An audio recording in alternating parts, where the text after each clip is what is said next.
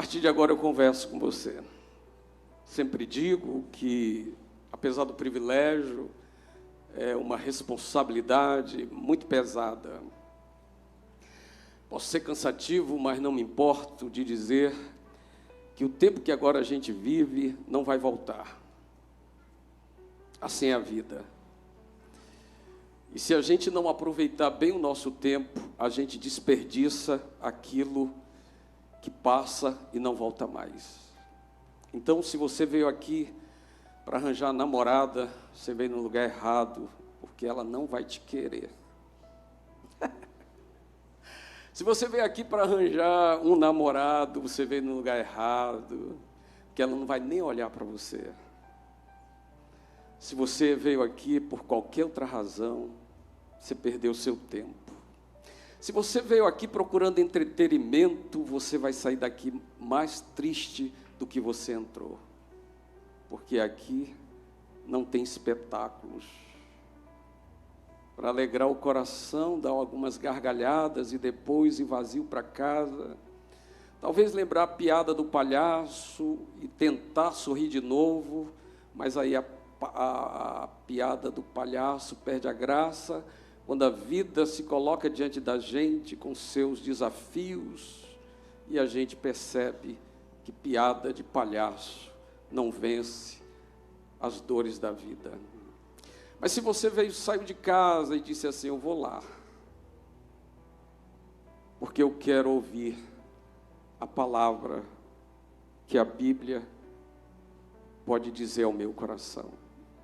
Aí, não tenho medo de dizer, você veio no lugar certo. Porque o que vamos falar não é da minha cabeça. É a Bíblia.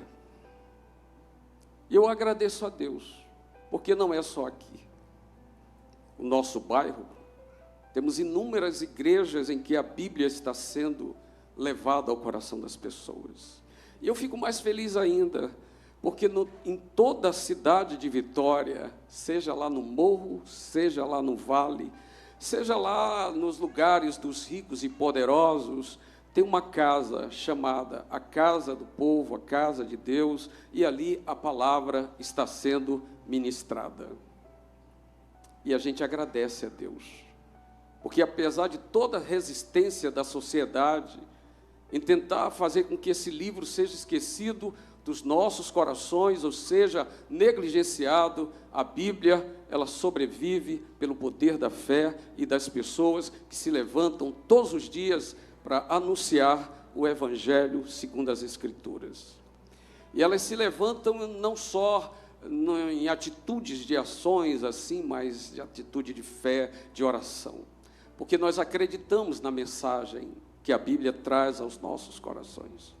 Nós cremos no poder dessa palavra para fazer com que, não digo o mundo seja transformado, mas as pessoas recebam a transformação que essa palavra pode levar ao coração das pessoas. Porque tem gente que quer mudar o Brasil e se esquece de ser mudado, de ser transformado.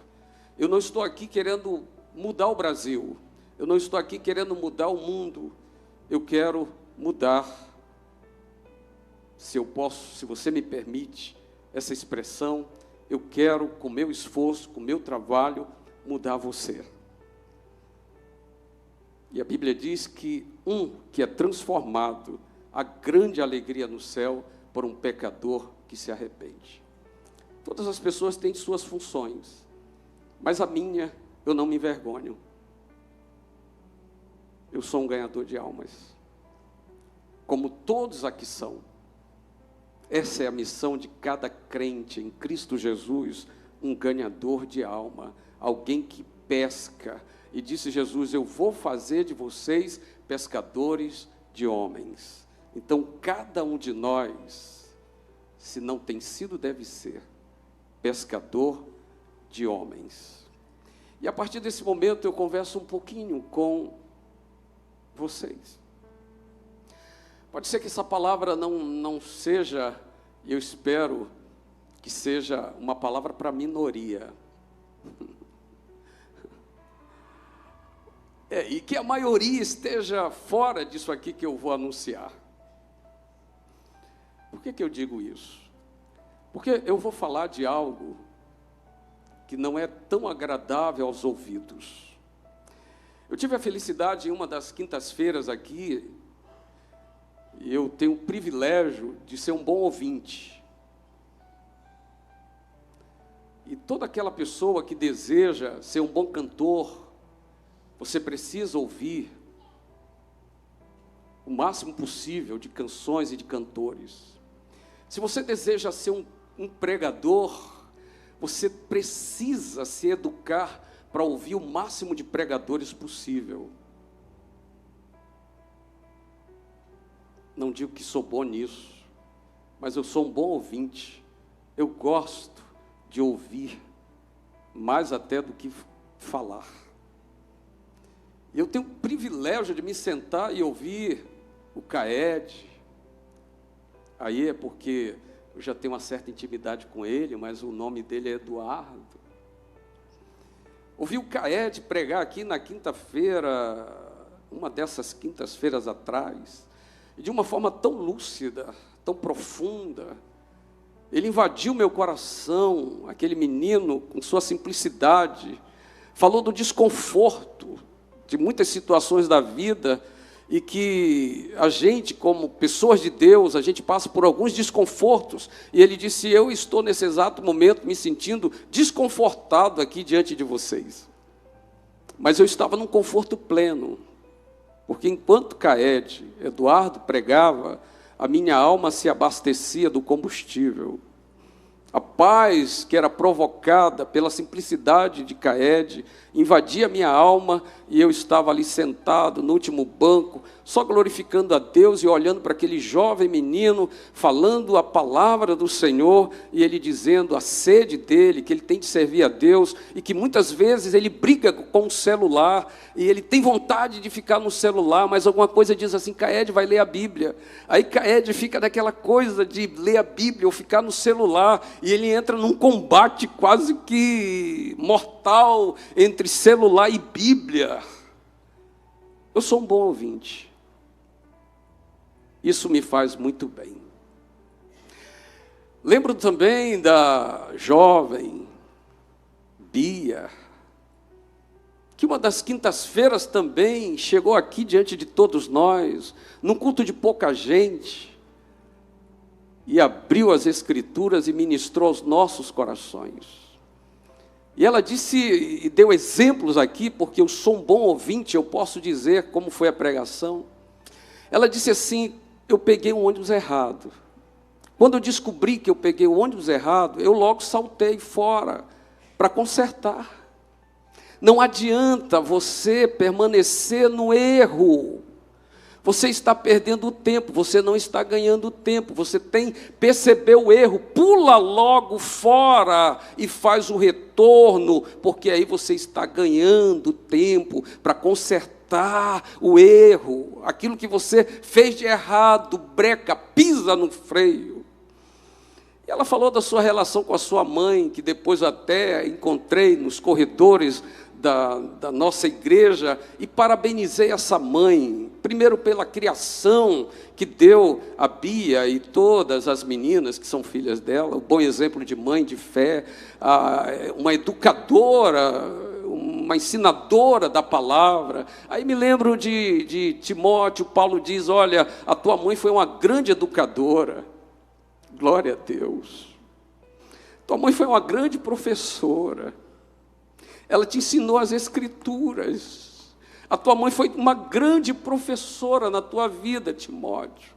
E você teve também a sua velha avó, que foi uma grande educadora, que ministrou ao teu coração uma palavra, como uma professora que olha para aquele garoto e diz: eu vou fazer dele um grande homem, eu vou formar essa pessoa aqui, está na minha mão, é o laboratório de mãe, laboratório de vó. E Bia disse que a mãe dela chamou a atenção dela, e esse chamado da mãe Porque quem ama, muitas das vezes, leva tristeza ao coração do amado.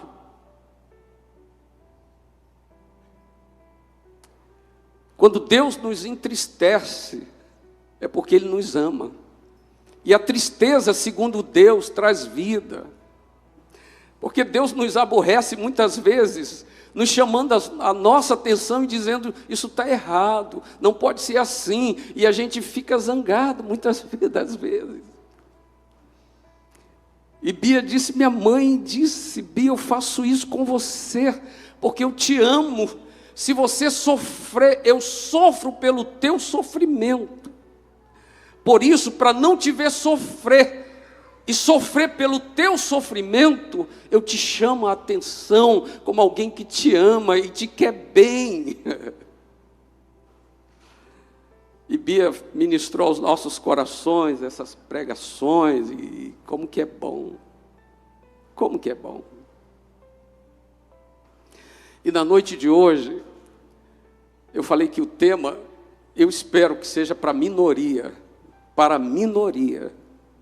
e que a maioria não esteja nessa situação. E o tema é uma frase contundente, uma frase forte, uma frase bem pensada, uma frase de um realismo, uma frase de verdade, uma frase de alguém que deseja a plenitude da luz na sua vida, clareando a sua vida, dissipando todas as trevas e viver o resplendor do poder do sol, da luz, clareando cada canto da sua vida. Coloca o tema aí. Confessei-te o meu pecado e a minha maldade não encobrei. Você está me entendendo agora? Por que eu falei que eu desejo que essa ministração que eu faço a partir de agora seja para a minoria? Porque esse tema, essa declaração do salmista, ela envolve gente que tem vivido no pecado e escondendo pecado e maldade. Repito, por isso que eu desejo que seja a minoria.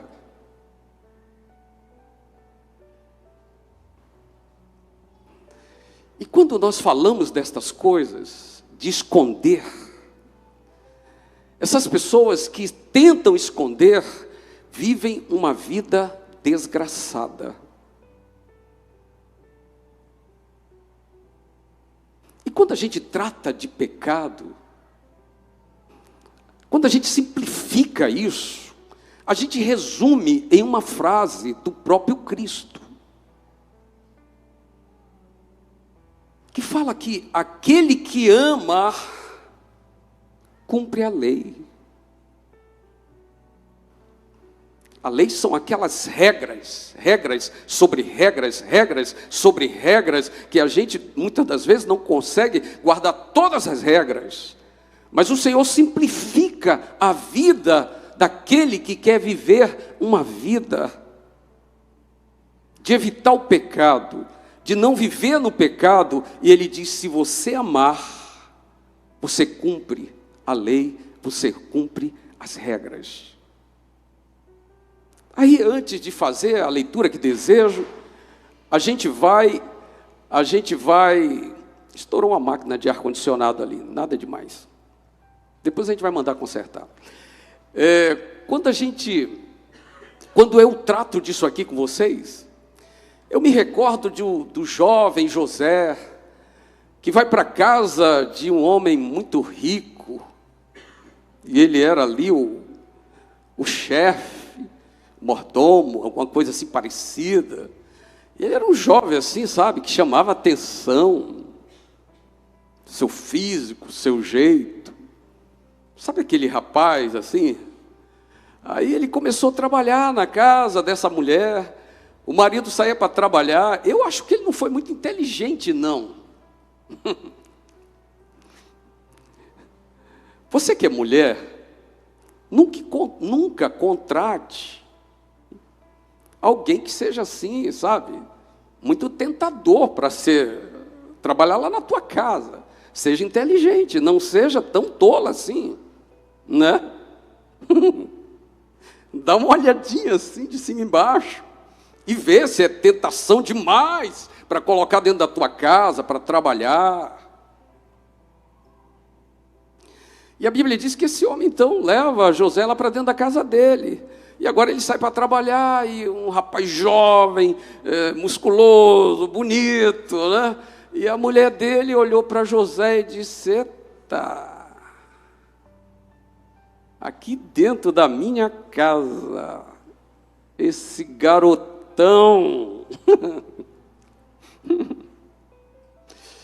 À noite ela deitava assim, já dizia: José, ô José.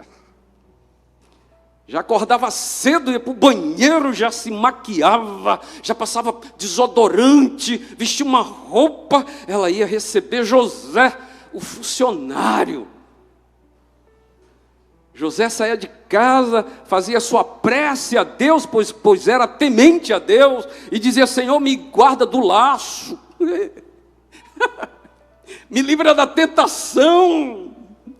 Quem é crente de verdade, antes de sair de casa, diz: Senhor, quebra o laço, tira do meu caminho a tentação, me dá o poder, Senhor, para pisar a tentação, esmagar os desejos da carne. Aí ele entra lá, bate o cartão, eu estou falando na linguagem assim, né? Aí ele começa a trabalhar, e ela só olhando, saboreando, né? Os pensamentos dela, parecendo garota de 15, 16 anos, imaginando aquelas coisas com aquele garoto. Até que um dia ela não aguenta, ela chega para ele e já vai direto, e diz assim: deita-te comigo. Ela já não suportava mais, ela já não aguentava mais segurar aquilo, então ela parte para cima e diz: deita-te comigo. Aí ele vira para ela e faz algo assim que ela não aguentou, não suportou. Ele disse assim: eu não deito contigo. Isso foi muito duro para ela, se sentir rejeitada. Ela que se oferece e ele rejeita, ela se sentiu um nada. Ela que se achava a mais bela das mulheres, a mais linda, a mais cheirosa, agora ela se sentiu um lixo. Fui rejeitada, me ofereci, e ele falou na minha cara: não quero. E os dias se passaram, até que chegou um dia lá que ela parte para cima, não desiste, e vai lá e agarra ele, e diz: deita-te comigo. Ele diz: eu não deito. Aí ele fala algo que é impressionante, a lucidez, a consciência dele, o que regia a vida dele. Tem gente que é regido por um propósito.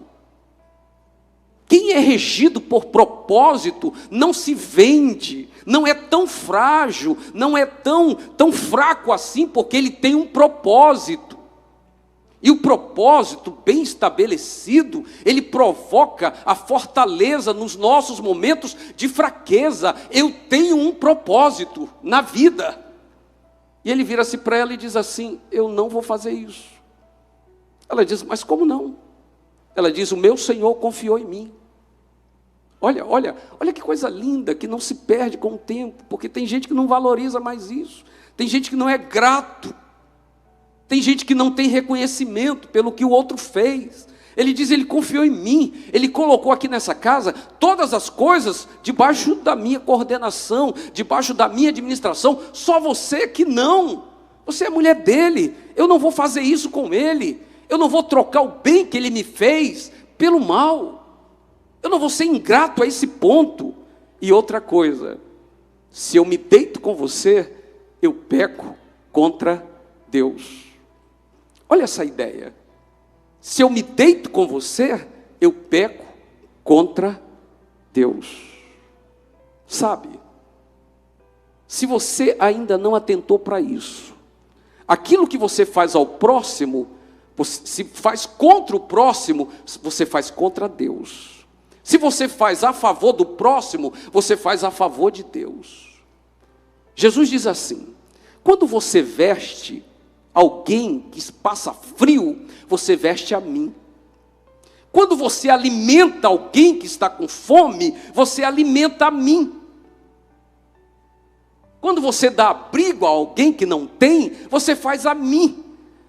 Aí as pessoas disseram: quando nós fizemos isso a ti? Aí Jesus diz assim: quando fizestes a um dos meus pequeninos. O que você faz contra o próximo, você faz contra Deus. Quando você engana seu próximo, quando você mente, quando você rouba, quando você trai a sua mulher, quando você trai o seu marido, quando você trai os seus pais, chega em casa com a cara mais limpa, mas as coisas erradas estão dentro da tua mochila. As coisas erradas, de repente, você guardou na casa de um amigo. Quando você faz isso, você faz contra Deus. Por isso José tinha isso, numa lucidez ele diz: se eu me deito com você, eu peco contra Deus. Jesus Cristo estava orando e alguém olhou aquilo, sabe, e deu desejo de orar também. Existem orações que a gente olha assim, não dá vontade de orar. Estou falando para gente que entende do que eu estou falando. Mas observe bem, Jesus Cristo estava orando de uma forma tão saborosa, uma forma tão gostosa de orar, que o sujeito orou assim, olhou assim e deu vontade de orar. Porque tem gente que ora, e ora assim, e o ambiente se torna um ambiente assim do céu. As palavras dele é envolvido em unção, o coração dele, o ambiente se enche daquela coisa boa. Aí alguém diz assim: Senhor, o Senhor está orando aí, me deu vontade também de orar, me ensina a orar. Vamos fazer essa leitura rapidamente, que está no livro de Lucas, é conhecido de todos. Capítulo 11, diz assim: e aconteceu que, estando ele a orar, Jesus estava orando, num certo lugar, quando acabou, lhe disse um dos seus discípulos: Senhor, ensina-nos a orar, como também João ensinou aos seus discípulos. Aí Jesus Cristo começa, e ele lhes disse: quando orardes, dizei: Pai, santificado seja o teu nome, venha a nós, venha o teu reino, dá-nos cada dia o nosso pão cotidiano, perdoa os nossos pecados, pois também nós perdoamos a qualquer que nos deve. Olha, fazer essa oração aqui não é fácil não, porque diz assim: qualquer tipo de pecado que alguém cometa contra mim, eu perdoo. Nosso Deus! Porque existe aquele tipo de coisa que nos fazem, de repente eu não sorri para a gente, diz assim: me desculpe porque eu não sorri para você. Aí é fácil perdoar. Agora, quando a coisa se torna assim mais grave, mais pesada, aí fica um pouco mais difícil, o coração fica endurecido, a gente fica com aquele trauma dentro da alma, dentro do coração, a mente se fecha, os olhos, quando vê, parece que se tornam tocha de fogo para queimar aquele que nos deve alguma coisa. Mas nessa oração, a gente tem que ter o cuidado quando a gente ora, porque diz assim: qualquer que me deve, eu perdoo. Nesse momento, o coração de Deus se abre para essa pessoa, porque ele diz assim: me perdoa, Deus, assim como eu perdoo aqueles que me devem. Quantos de nós somos capazes de fazer essa oração e dar o exemplo de si mesmo para Deus?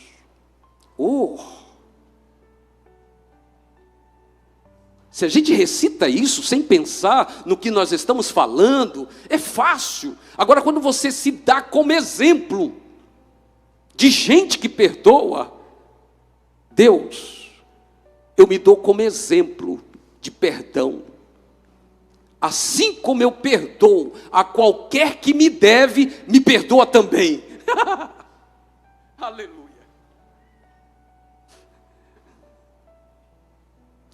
Agora olha só. Pois também nós perdoamos a qualquer que nos deve.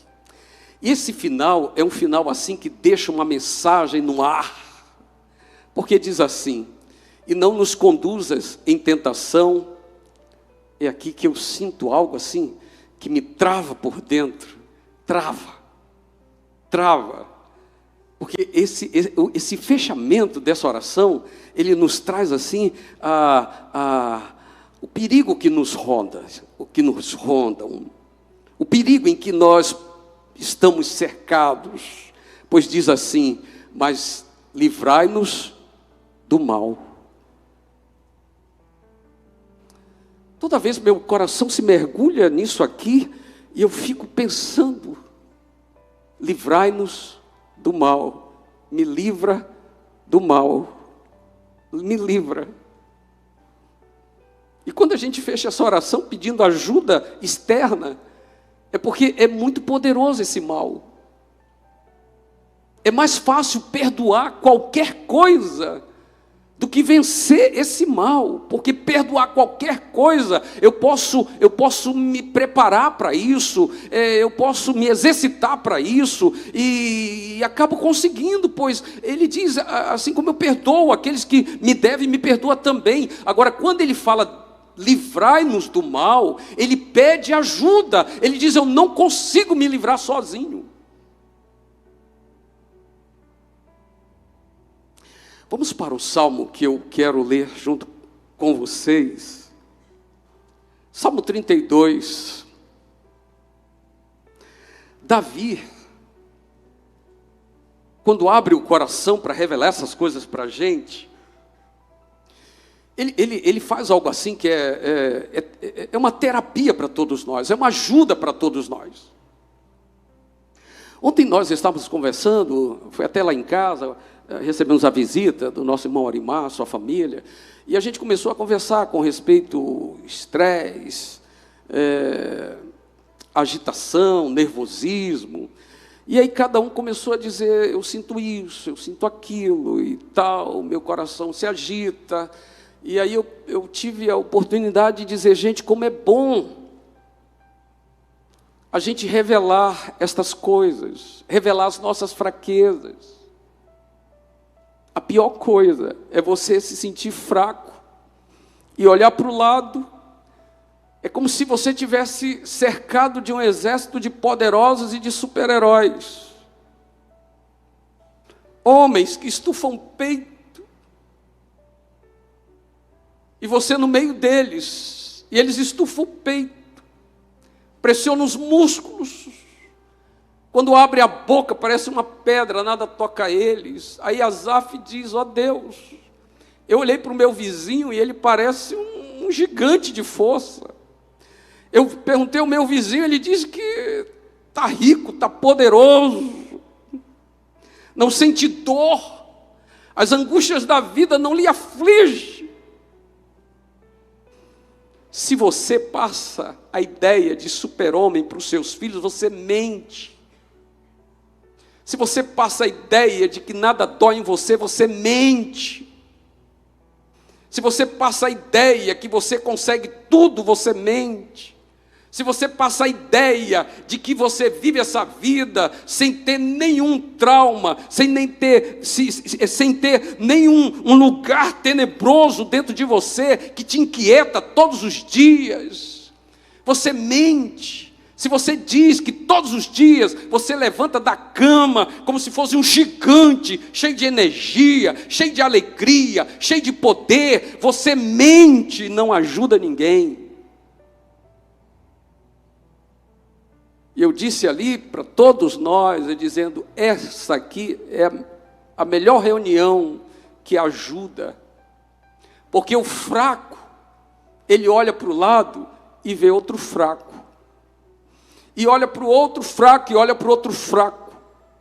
É aí que aquela palavra de Paulo que diz, quando eu me sinto fraco, é aí que sou forte.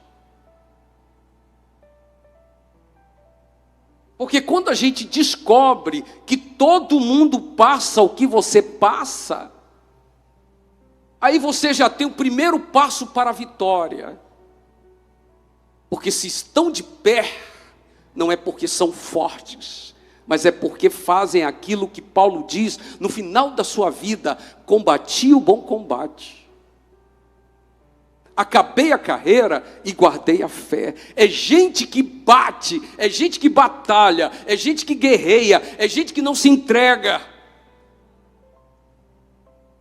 Eu cheguei para o meu cardiologista e disse assim, sentei na mesa dele, olhei dentro dos olhos dele e disse assim: eu estou super cansado.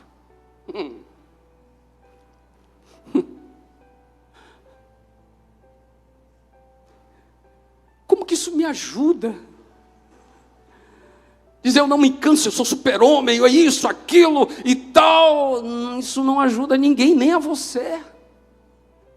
Mas quando você chega diante de alguém e diz: estou super cansado, ali começa o seu momento de reestruturação para fortalecer.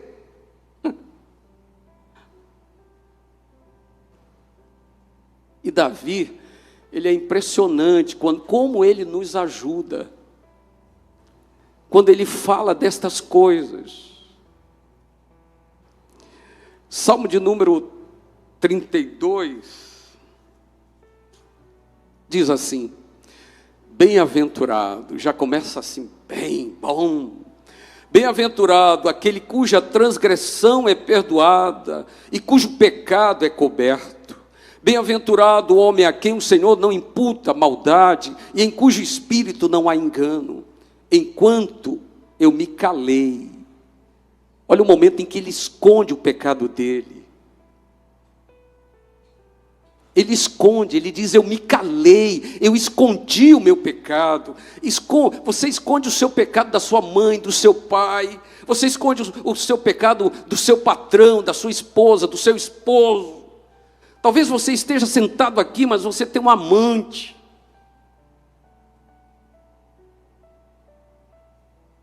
Quando eu vim para cá, eu sabia que seria esse silêncio. Mas eu nunca preguei para ouvir glória a Deus, aleluia.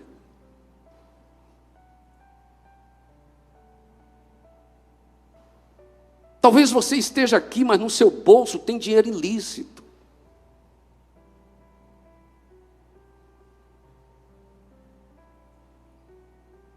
Enquanto eu calei, enquanto eu me calei, envelheceram os meus ossos pelo meu bramido em todo dia, porque de dia e de noite a tua mão pesava sobre mim, e o meu humor se tornou em sequidão de estio. Ele ainda está num estágio bom aqui, porque ele sente a pressão, porque tem gente que chega a um nível que ele não sente mais nada.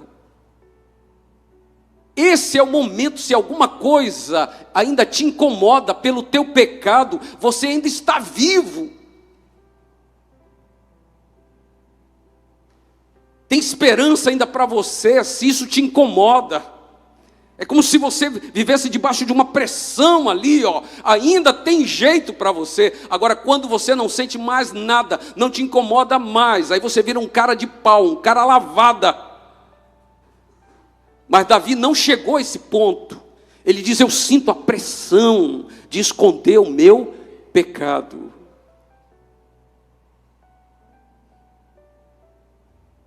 Esses temas aqui também fazem parte da reunião da igreja. Aí olha só, aí ele desata esse nó. Confessei-te o meu pecado. Depois que faz a burrada, não tem jeito. O único jeito é confessar. Não estou dizendo para você me procurar no gabinete e confessar pecado para mim. Eu não quero saber do teu pecado. Isso vai me fazer um mal terrível. Ele diz: eu confesso para Deus, para Deus, para Deus, para Deus, aleluia. E Davi diz assim, eu prefiro cair na mão de Deus, porque na mão de Deus tem misericórdia. Então você não precisa ter medo de Deus.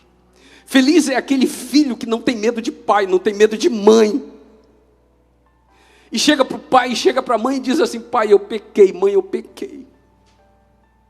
Porque sabe que o pai não vai lhe arrancar o pescoço pelo erro. Mas ele tem aquela liberdade, aquela coragem de chegar para o pai e para a mãe e dizer, eu errei. Você não precisa ter medo de Deus e esconder os seus pecados. Deus não tem raiva de você, Deus não tem ódio de você, Deus não quer acabar com você, mas Deus se preocupa, porque o teu pecado te mata, o teu pecado te alcança, o teu pecado te destrói.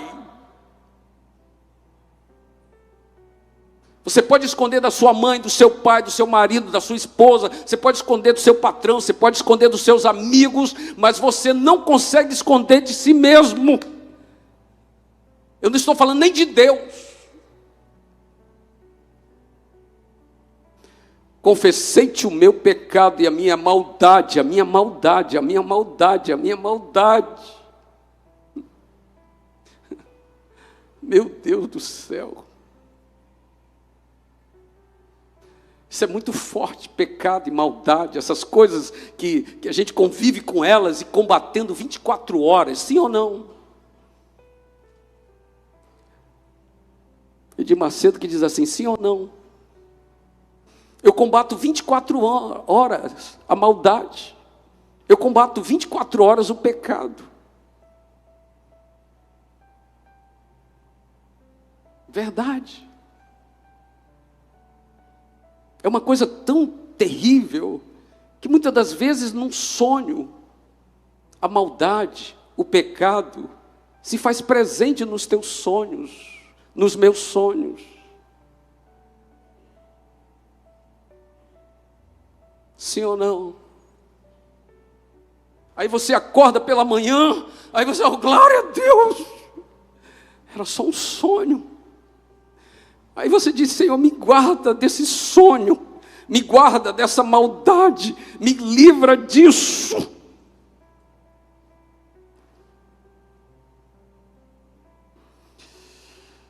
Senhor, as minhas transgressões, e tu perdoastes a minha maldade, a maldade do meu pecado, tu perdoastes a maldade do meu pecado. Davi se levanta como exemplo. Como é bom quando a gente olha para alguém que diz, eu pequei e fui perdoado. Aí você não precisa sair daqui com amarras, angustiado. O que você precisa é confessar o seu pecado e dizer, Deus perdoou os meus pecados. Esse celular tem pervertido a sua mente. A pornografia no seu celular. Imagens terríveis no seu celular. E você alimenta-se disso. A Bíblia diz assim, não porei diante de mim aquilo que me contamina.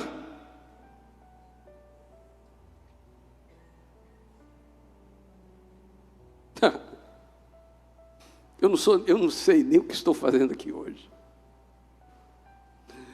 Só por Deus mesmo. Mas a igreja, a sua mensagem, tem de chegar aos corações dessa forma.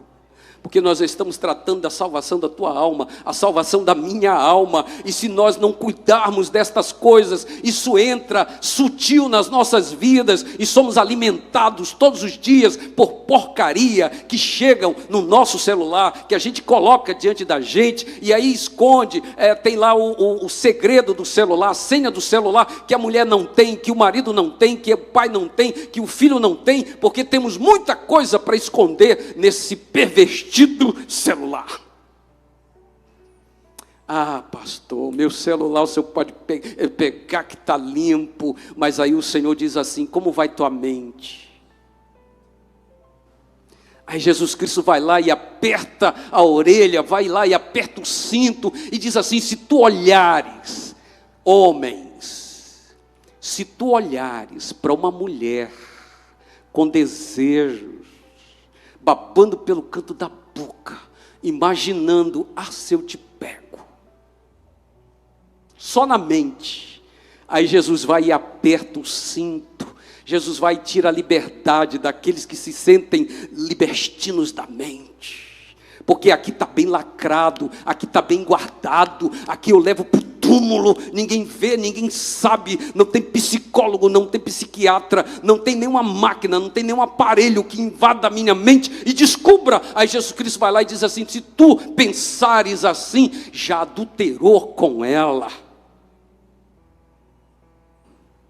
Aguente isso se você for forte para isso. Do mesmo jeito as mulheres. Aí ele diz assim: pelo que todo aquele que é santo orará a ti, há tempo de poder achar, até no transbordar das muitas águas, estas a ele não chegarão. Tu és o lugar em que me escondo, tu me preserva da angústia, tu me cinges de alegres canto de livramento, instruíste-ei e ensinaste-ei o caminho que deves andar. Quantos se submetem a isso? Guiar-te-ei com os meus olhos. Agora, olha esse conselho aqui. Não seja, vamos todos juntos? Não sejas como cavalo. Seu cavalo. Se você não ouve isso aqui, você é um cavalo. Você não passa de um cavalo. Se você vive no pecado, na imundícia, na safadeza, na sem-vergonhice, você não passa de um cavalo. E você vai descobrir isso quando descobrir o quanto que o diabo está montado no teu lombo. Nem como a mula que não tem entendimento, cuja boca precisa de cabresto e freio, para que se não atire a ti. O ímpio tem muitas dores, mas aquele que confia no Senhor, a misericórdia o alcançará. Alegrai-vos no Senhor e regozijai-vos, vós os justos, e cantai alegremente todos vós que sois retos de coração. Sabe o que é ser reto de coração? Não é aquele que nunca falha, não. É aquele que sabe que quando falha, sabe o caminho do perdão, o caminho do acerto. Olha só, não se zangue comigo não. Mas a gente não pode só falar que a gente vai para o céu e que o Espírito Santo é lindo e maravilhoso. Tem hora que a gente tem que olhar dentro dos olhos e falar assim, para salvar filho, para salvar esposa, para salvar esposo, para salvar. Eu te convido a sair daqui e começar a limpar a sua vida. Porque o Espírito Santo só pode morar dentro de você e dentro de mim se ele encontrar uma casa limpa, adornada. O Espírito Santo não vai habitar com sujeira. O Espírito Santo não vai habitar no seu coração com as imundícies. O Espírito Santo, ele não consegue habitar dentro do seu coração. Fique de pé, por favor.